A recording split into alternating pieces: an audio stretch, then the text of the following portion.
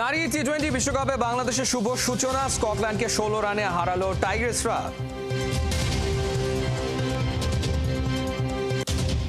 গোয়ালিয়রে টি-20 সিরিজের প্রস্তুতি শুরু করেছে টাইগাররা, মাথায় পরবর্তী বিশ্বকাপের পরিকল্পনা।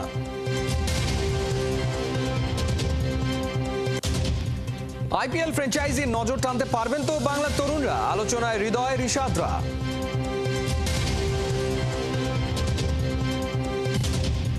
ক্রীড়াঙ্গনে আলোচনায় বাফুফের নির্বাচন, মেজবাউদ্দিনকে প্রধান করে 3 সদস্যের কমিশন গঠন।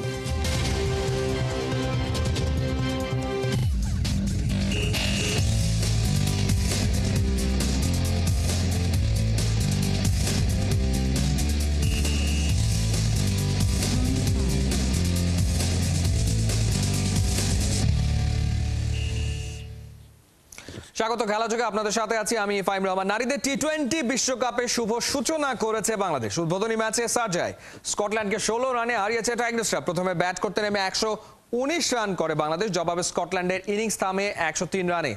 4 ওভারে মাত্র 15 রান খরচায় 2 উইকেট শিকার করে ম্যাচ সেরা হয়েছেন ঋতুমণি।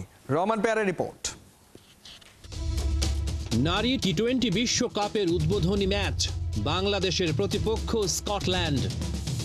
শারজায় টস জিতে ব্যাটিংয়ে টাইগ্রেসরা, শুভ সূচনা করার প্রত্যাশা। 26 রানে ভাঙে উদ্বোধনী জুটি।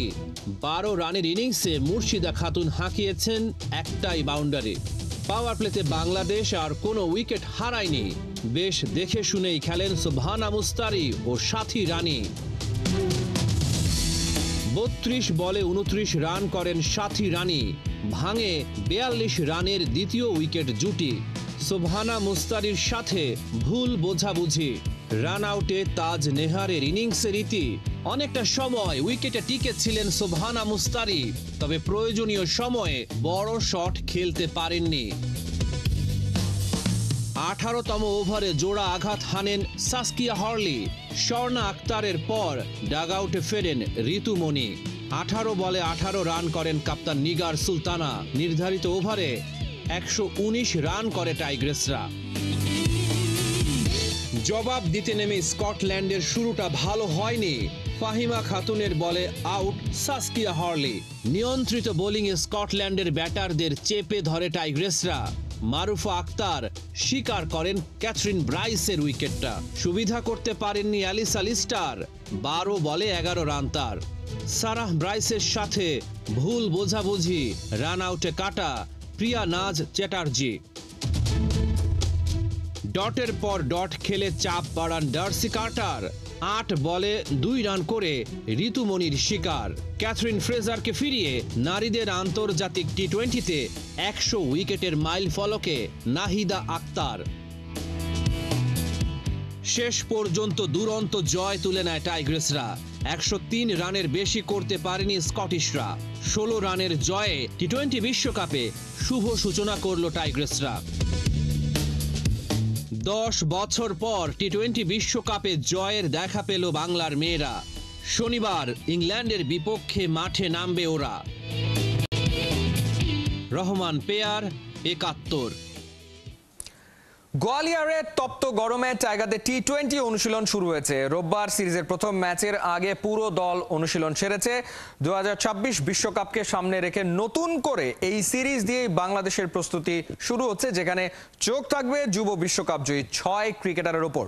ভারতের গোয়ালিয়র থেকে নাইয়ান বিন জসিমের পাঠানো রিপোর্ট। সাকিব তো নেই আচ্ছা, ভারতীয় সাংবাদিক রবীন্দ্রর ক্যামেরার লেন্স হন্যে হয়ে খুঁজে ফিরছিল সাকিবকে। পুরনো অভ্যাসই হয়তো ক্ষণিকের জন্য ভুলিয়ে দিয়েছিল বাংলাদেশের সবচেয়ে বড় তারকার অবসরের খবরটাকে। দূর থেকে রাকিবুলকেই সাকিব ভেবে ভুল করেছিলেন গোয়ালিয়রের এই স্থানীয় সাংবাদিক। কিন্তু এই ফরম্যাটে সাকিব যে এখন শুধুই অতীত। একে একে পুরনোরা সব বিদায় নিচ্ছে। পুরনো সেই বাগানে নতুন নতুন ফুল ফুটছে। টি-20 স্কোয়াডটা যেন এখন সেই যুব বিশ্বকাপ জয়ী দল। ওপেনিংয়ে তানজিদ তামিম আর পারভেজ ইমন, মিডল অর্ডারে তাওহিদ হৃদয়, পেস ডিপার্টমেন্টে শরীফুল আর তানজিম সাকিব, আর স্পিনে রাকিবুল। রাকিবুলকে সাকিব ভেবে ভুল করার একটা কারণও হয়তো আছে এই ভারতীয় সাংবাদিকের, কারণ সাকিবের জায়গায় ও টি-20 স্কোয়াডের একমাত্র বাহাতি অর্থোডক্স কোচ চান্ডিকা হাথুরু সিংহে তাই রাকিবুলকে ঘিরে ব্যস্ত তার পরিকল্পনা সাজাতে। সবশেষ অস্ট্রেলিয়ায় এইচপির হয়ে 8 দলের টি-20 টুর্নামেন্টে ছিলেন সেরা স্পিনার, 8 ম্যাচে করেছিলেন 12 শিকার। শুধু রাকিবুলই নন, বিশ্বকাপ জয়ী এই 6 ক্রিকেটার বাংলার ক্রিকেটে টি-20 ফরম্যাটে আগামীর স্বপ্ন সারথী। সবশেষ বিপিএলে তাওহিদ হৃদয় ব্যাট হাতে ছিলেন দ্বিতীয় সেরা, তানজিদ হাসান তামিম ছিলেন সেরা 5-এ, আর তানজিম সাকিব সবশেষ টি-20 বিশ্বকাপে বল হাতে ছিলেন বাংলার সেরা পেসার 11 উইকেট নিয়ে। শরীফুল ইসলাম আবার সবশেষ বিপিএলে 22 উইকেট নিয়েছিলেন বিপিএল সেরা। আর পারভেজ হোসেন ইমন সবশেষ ডিপিএল অর্থাৎ ঢাকা প্রিমিয়ার লিগে ব্যাট হাতে ছিলেন দ্বিতীয় সেরা ব্যাটার। সবকিছু মিলে এই 6 ক্রিকেটারের উপর টিম ম্যানেজমেন্টের আলাদা একটা চোখ থাকবে, কারণ 2026-এ এই ভারতেই যে টি-20 বিশ্বকাপের আসরটা বসতে যাচ্ছে সেখানে এই 6 জনের উপর অনেকখানি ভরসা থাকবে। ভারত টি-20-র বর্তমান বিশ্ব চ্যাম্পিয়ন দল। বাংলাদেশ শক্তি কিংবা র্যাঙ্কিংয়ে পিছিয়ে থাকলেও এই দলে আছেন বিশ্বকাপ জেতা 6 জন। এই ভারতকে হারিয়েই যাদের হাত ধরে বিশ্বকাপে লাল সবুজের ঝান্ডা উড়েছে। প্র্যাকটিসে সেই স্মৃতিগুলোই হয়তো তামিম হৃদয় কিংবা সাকিব শরীফুলদের নস্টালজিক করেছিল। ওরা অদম্য, দুর্দান্ত ওদের সাহস।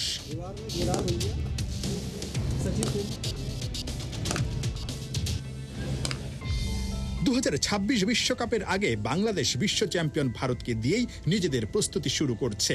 এই সিরিজ দিয়েই না হয় নতুন শুরু হোক বিশ্বজয়ী 6 স্বপ্ন সারথীর আর বাংলার টি-20 দলের। নাহিয়ান বিন জসিম, 71, গোয়ালিয়র, ভারত। আইপিএল আসার পর সাদা বলে ভারতের মাঠে আলো কারতে মুখিয়ে থাকে দুনিয়ার সব প্রান্তের ক্রিকেটারই, কারণ ব্যাট বলে কারসাজি দেখালেই মিলবে ইন্ডিয়ান প্রিমিয়ার লিগের দল। আইপিএলে যোগ দিলে খেলার মানসহ অন অ্যান্ড অফ দ্য ফিল্ডের নানা দিকের উন্নতিও ঘটে। হৃদয়, রিশাদ, লিটন, শরীফুলরা কি এবার ওই কিকটা দিতে পারবেন? গোয়ালিয়র থেকে বিস্তারিত জানাচ্ছেন সৈফুল রূপক।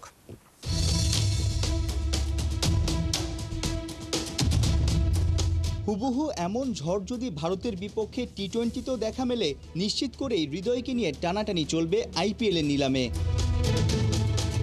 সাহসী ব্যাটার, ভয়ডরহীন ক্রিকেট খেলে ইতোমধ্যেই দিল জিতেছেন সবার। স্পিন কি পেসের বিপক্ষে উইকেটের চারপাশে দৃষ্টিনন্দন বড় শট খেলায় তার জুড়ি মেলা ভার। ম্যাচের সমীকরণ সহজ করে দিতে পারে তার উইলট ধার। তাওহিদ হৃদয় ছোট ফরম্যাটে বাংলার নয়া বড় তারকা। এমন মারকাটারি ব্যাটারি তো খুঁজছে আইপিএলের মালিকরা।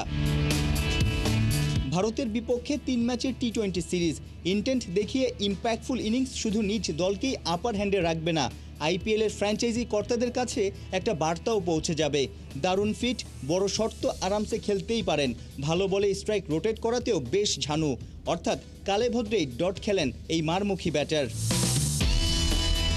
একই লাইন লেন্থের বলে ভিন্ন ভিন্ন শট খেলতে পারলেই বড় ব্যাটার হওয়া যায়। গোয়ালিয়রের মাঠে ওই টোটকাই বাতলে দিলেন গুরু চান্ডিকা হাথুরু সিংহে। মিডল অর্ডারে বাংলাদেশের ব্যাটিংয়ের মূলস্তম্ভ বনে গেছেন তাওহিদ হৃদয়। হৃদয় শুধু ব্যাটিংয়ে, রিশাদ হোসেন পাকা ব্যাটে বলে। লেগ স্পিনের নানা ভ্যারিয়েশন। গেল বিশ্বকাপে বাংলাদেশের পক্ষে সবচেয়ে বেশি 14 উইকেট ছিল ঝুলিতে। কানাডার গ্লোবাল টি-20, জিম আফ্রো টি-10, অস্ট্রেলিয়ার বিগ ব্যাশ, ইতোমধ্যেই নানান দেশের ফ্র্যাঞ্চাইজি টুর্নামেন্ট থেকে ডাক পেয়েছেন। চলতি সিরিজে টিম ইন্ডিয়ার ব্যাটারদের নাচিয়ে দিতে পারলেই দরজা খুলে যাবে ক্রিকেট বিশ্বের সবচেয়ে আকর্ষণীয় ফ্র্যাঞ্চাইজি টুর্নামেন্ট আইপিএলের। 6 ফুট 3 ইঞ্চি উচ্চতার কারণে বোলিংয়ের পাশাপাশি ব্যাটিংয়েও বেশ ফায়দা পান রিশাদ হোসেন। ওডিআইতে লঙ্কানদের বিপক্ষে 18 বলে 48 রানের ম্যাচ উইনিং ইনিংসও আছে। এবার ছোট ফরম্যাটে অমন ধুন্ধুমার ব্যাটিং দেখানোর পালা। রিশাদের স্কিলের পাশাপাশি সাহসটাও বাড়িয়ে দেয় তৎপর হেড কোচ চান্ডিকা হাথুরু সিংহে। আমার পেছনে গোয়ালিয়র স্টেডিয়ামে দুটো গ্যালারি দেখছেন, যে উচ্চতার পার্থক্য দুই গ্যালারির। বাংলাদেশ ভারত আন্তর্জাতিক টি-20তে দুই দলের পার্থক্য কিন্তু তেমনই। টিম ইন্ডিয়া বর্তমান চ্যাম্পিয়ন, বিশ্ব চ্যাম্পিয়ন, তবে বাংলাদেশও দাঁতে দাঁত চেপে লড়াই করতে চাইবে। বেশ কয়েকজন ক্রিকেটার ব্যক্তিগত পারফরমেন্সেও আলো কাটতে চাইবে, কারণ সামনে আইপিএলে নিলাম, আইপিএলে কে না খেলতে চায়। যখন আইপিএল হয় আমরা দেখি বাংলাদেশে সবখানে পাড়া মহল্লে অনেক বেশি হাইপ থাকে, আর বাংলাদেশি কোনো ক্রিকেটার যদি আইপিএলে কোনো দলে থাকে তখন তো আসলে অনেক বেশি সবাই উত্তেজনা থাকে, উন্মাদনা থাকে সেই ক্রিকেটারকে নিয়ে। আবার সেই ক্রিকেটারকে যদি কোনো দল না খেলায় তখন কিন্তু সেই দলের সমালোচনা হয়। অর্থাৎ এই সিরিজটাতে বাংলাদেশ দল হিসেবে তো দারুণ কিছু করতে চাইবে, ব্যক্তিগত বেশ কজন ক্রিকেটার আসলে নিজেরও চাইবে যে আইপিএলের মতো বড় মঞ্চের জন্য নিজেদের সামর্থ্যের প্রমাণ দিতে। সাইফুল রূপক, ৭১, গোয়ালিয়র, ভারত। বড় দ্রুত অবসরের সিদ্ধান্ত জানিয়ে দিলেন উসমান কাদির। পাকিস্তানের এই লিগ স্পিনার দ্রুতই গুড বাই বলার পেছনের কারণ পাকিস্তান ক্রিকেটের অভ্যন্তরীণ রাজনীতি। বিশ্লেষকরা বলছেন ক্রিকেটের অন্যতম সেরা বোলার হওয়ার রসদ ছিল, তবে কেন হারিয়ে যাওয়া এত দ্রুত? উসমান কাদিরের গল্পটা মাহদী হাসানের কাছে। প্রতিভার সমুদ্র অ্যাকশনে যেন সেই লোকটা যে লেগ স্পিনকে নিয়ে গেছে শিল্পের পর্যায়ে। সর্বপ্রথম হুবহু বাবা আব্দুল কাদির খান। উসমান কাদির যে মাপের লেগ স্পিনার অনায়াসে হতে পারতেন বিশ্বের যে কোনো টিমের রঙিন পোশাকে ভীষণ গুরুত্বপূর্ণ। পাকিস্তান বলি গল্পটা হয়তো আলাদা, ওই টিমে খেলা যতটা তার থেকে বেশি রাজনীতি মনে করিয়ে দেন সেই কথাটাই। মাত্র ৩১ বছর বয়সে বিদায় বলে দিলেন আন্তর্জাতিক ক্রিকেটকে হতাশায়। ব্যাপক ট্যালেন্টেড উসমান ইন্টারন্যাশনাল টি-20 খেলেছেন মোটে ২৫, আর আন্তর্জাতিক ওয়ানডেতে সেরা একাদশের সুযোগ পাওয়া জীবনে একবারই। কারো কারো ক্ষেত্রে সুযোগ আসে ম্যাচের পর ম্যাচ, আর কেউ কেউ থাকেন যারা লাগাতার আউটস্ট্যান্ডিং না খেলতে পারলেই নাম পড়ে কাঁটা। উসমান কাদির হয়তো বড্ড দুর্ভাগা। মাত্র ৩১-এ বিদায়ের অন্যতম কারণ পাকিস্তান দলের অভ্যন্তরীণ রাজনীতি। তেমন একটা স্বীকারোক্তি আছে খোদ উসমান কাদিরেরই। দলে সুযোগ না পাওয়ার জন্য সাবেক টেকনিক্যাল ডিরেক্টর মোহাম্মদ হাফিজকে দায়ী করেছেন সরাসরি। যেটা চলে যায় সেটাতে তো আর ফিরে যাওয়া যায় না। অবসরের পর বাবা আব্দুল কাদির খানের লেগাসিকে ধরে রাখার প্রত্যয় জানিয়েছেন। বাকি জীবন কাটবে পাকিস্তান থেকে পরবর্তী আব্দুল কাদির খানকে বের করার চেষ্টায়। যে কাদির খান উসমান কাদির খান হয়ে থাকবে না আটকে, এত বেশি ট্যালেন্টেড। মাহদী হাসান, ৭১। আগামী ২৬শে অক্টোবর বাংলাদেশ ফুটবল ফেডারেশনের নির্বাচন। কার্যনির্বাহী কমিটির সভায় মেজবাহ উদ্দিনকে প্রধান করে ৩ সদস্যের কমিশন গঠন করা হয়েছে। সেই সাথে চলতি মাসেই নারী সাফ এবং ছেলেদের জাতীয় দলের ফিফা উইন্ডোতে খেলা নিয়ে সিদ্ধান্ত নিয়েছে বাফুফে কর্তারা। অর্ণব বাপির রিপোর্ট। সময় ফুরিয়ে এসেছে বাফুফে সভাপতি কাজী সালাউদ্দিনের। তার নেতৃত্বে আর হয়তো একটা কার্যনির্বাহী কমিটির সভা হবে বাফুফেতে। ফেডারেশনে তার অনিয়মে ভরা দিনের শেষ হচ্ছে অবশেষে। অনেক আগেই পদত্যাগ করেছেন হত্যা মামলায় আটক হওয়া বাফুফের সিনিয়র ভাইস প্রেসিডেন্ট সালাম মুর্শিদি। ৪ জন সহ সভাপতির মধ্যে ৩ জনেরই কোনো খোঁজ খবর নেই, রয়েছেন আত্মগোপনে। উপস্থিত হতে না পারলেও অনলাইনে যুক্ত ছিলেন সহসভাপতি ইমরুল হাসান। কার্যনির্বাহী কমিটির এই সভায় উপস্থিত ছিলেন 10 জন সদস্য। শুরুতে উনি বলেছেন যে আমি দীর্ঘ সময় ছিলাম, এই দীর্ঘ সময়ে আমি শুধু একটা জিনিসই বুঝি, সেটা হচ্ছে ফুটবল। আমার অন্য কোনো কিছুর সাথে সংশ্লিষ্টতা নেই। তো আমি ফুটবলের জন্য কাজ করার জন্য চেষ্টা করেছি। এখানে আমার ভুল ত্রুটি থাকতে পারে। কার্যনির্বাহী কমিটির সভার গুরুত্বপূর্ণ ইস্যু একটাই, ২৬শে অক্টোবর বাফুফের নির্বাচন। প্রধান নির্বাচন কমিশনার হিসেবে মেজবাহ উদ্দিনের ওপরেই আস্থা রাখছেন সবাই। টানা ৫মবারের মতো এই দায়িত্ব সামলাবেন তিনি। গত যে নির্বাচনগুলি অনুষ্ঠিত হয়েছে সেই নির্বাচনগুলি উনি খুব সুচারুরূপে পরিচালনা করেছেন। ওনার উপরে সবাই কনফিডেন্ট ছিল বিদায় তাকে আবার পুনরায় প্রস্তাব করা হয়েছে এবং বোর্ড সেটা সম্মতি দিয়েছে। আগামীতে যারাই নির্বাচিত হয়ে বাফুফের দায়িত্বে আসুক তাদের কাজকে কিছুটা এগিয়ে রাখতে মাঠের ফুটবল নিয়েও সিদ্ধান্ত নেওয়া হয়। বাইরে যে বিষয়গুলো ছিল, মহিলা সাফে বাংলাদেশ অংশগ্রহণ করবে, সেই অনুযায়ী এটার সাথে আলাপ আলোচনা। এরপর নভেম্বরে যে আমাদের ন্যাশনাল টিমের যেটা খেলার বিষয় আছে সেগুলি সবকটাই আপনার অ্যাপ্রুভাল দেওয়া হয়েছে, যাতে এই কমিটির কার্যক্রম শেষ হলো, যাতে নতুন কমিটি এসে বাকি কার্যক্রমটুকু চালিয়ে নিতে পারেন, সেইভাবে বাকি সিদ্ধান্তগুলো নেওয়া হয়। নির্বাচন কমিশন ছাড়াও গঠন করা হয়েছে আপিল কমিশন। নির্বাচন সংক্রান্ত সমস্যা সমাধান হবে তাদের দায়িত্ব। নির্বাচন কমিশনের প্রথম সভার পরেই বাফুফের নির্বাচনের তফসিল দেয়া হবে। অর্ণব বাপি, ৭১। মেসি ম্যাজিকে প্রথমবার ইন্টার মায়ামি জিতে নিল সাপোর্টার্স শিল্ড শিরোপা। MLS-এ মেসির জোড়া গোলে কলম্বাস ক্রুকে 3-2 গোলে হারিয়েছে ইন্টার মায়ামি। এই ট্রফি জয়ে ক্যারিয়ারে সবচেয়ে বেশি 46 শিরোপার মালিক এখন LM10। কোহিনুর কণার রিপোর্ট।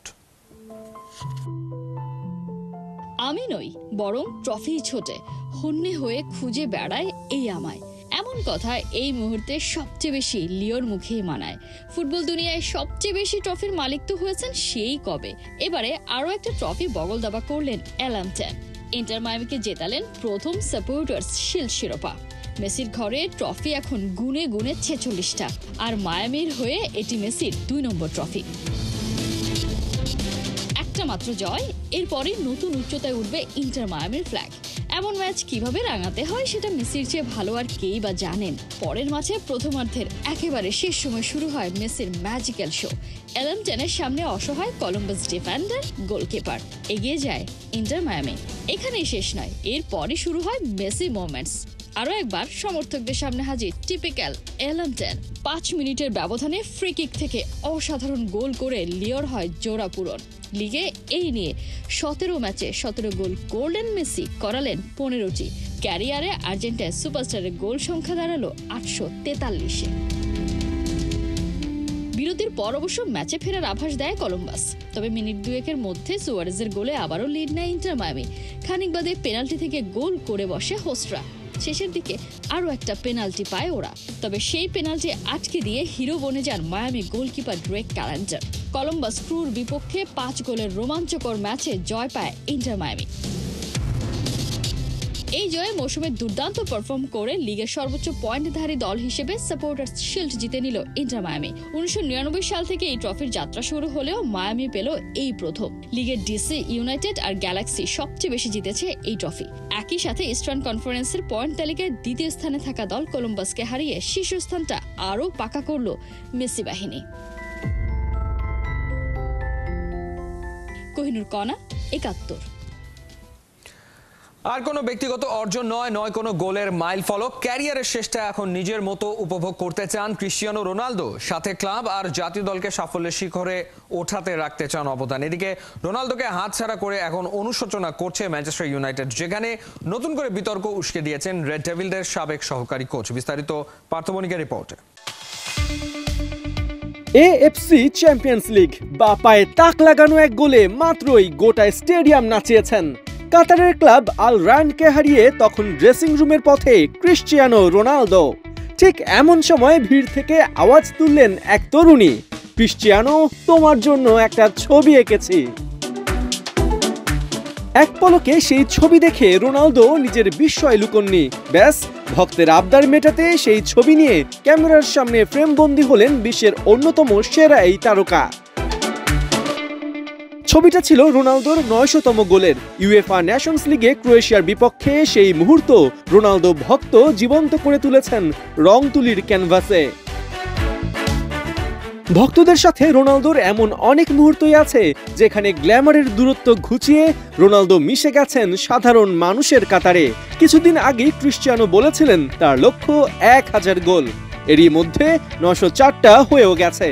কিন্তু 39 বছর বয়সী পর্তুগিজ তারকাও জানেন সময় দ্রুতই ফুরিয়ে আসছে। AFC চ্যাম্পিয়ন্স লিগে আল নাসরকে মৌসুমের প্রথম জয় এনে দেবার পর গণমাধ্যমকে জানিয়ে দিয়েছেন সে এখনো ফুটবলকে ভালোবাসে। বলেন, মাঠে আমার সময় খুব একটা বাকি নেই। সবচেয়ে গুরুত্বপূর্ণ হলো সেরা ফুটবলার হয়ে কিংবা পুরস্কার দিয়ে নিজেকে চেনাতে চাই না, খেলাটাকে উপভোগ করাই লক্ষ্য।